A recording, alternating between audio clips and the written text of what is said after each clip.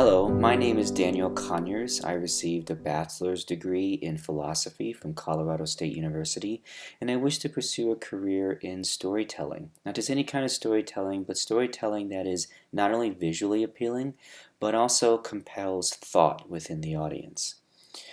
In Robert Greene's book Mastery, he discusses 5 strategies to finding your path. And the first strategy is called a return to origins. And this is returning back to this childhood state of mind to find that primal core, that thing you truly love, that thing which without you would cease to exist. The second is called finding your niche. Now, I don't quite understand his metaphor of the crowded room, but I think what he means is when you find your niche, all the voices in the room calm and it doesn't seem crowded anymore because you have this confidence that you can rise above and really dominate in the path that you have chosen. The third strategy is called avoid the false path, and this is a strategy to help you stay on the path you have chosen and avoid deviating, avoid going away and listening to those counterforces that are trying to pull you in the wrong direction. And the fourth path is called let go of the path. Let go of the past. And this is a really interesting one because it's about change and adaptation. The external world, which we have no control over, changes all the time, but our internal primal force doesn't change and it is very adaptable. We need to realize just how adaptable it is. And the last strategy is called find your way back.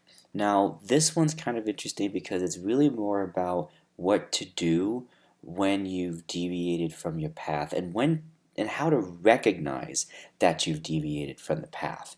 And oftentimes we deviate for the wrong reasons, just like we avoid the path for wrong reasons, like material gains and external political influences, etc., etc. And this is about getting those breadcrumbs, looking at those breadcrumbs, and finding your way back home to the right path. That last strategy, find your way back, is really the one that hit home for me.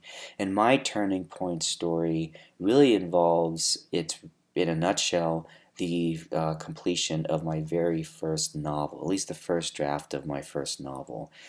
Before then, I was listening to all sorts of different counterforces, family, friends, who were telling me to turn my passions really into just a hobby.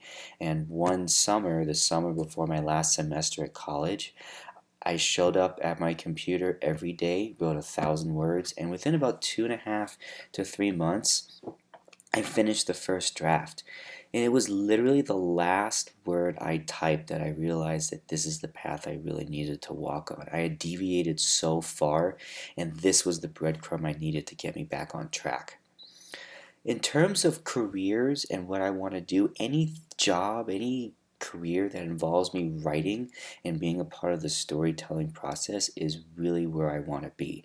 And the 2 things I can do for the next 3 weeks to help me achieve this mastery is not letting counterforces influence me so much and really owning the path that I have chosen to walk on, because this is really what I want to do. This is really where I want to go.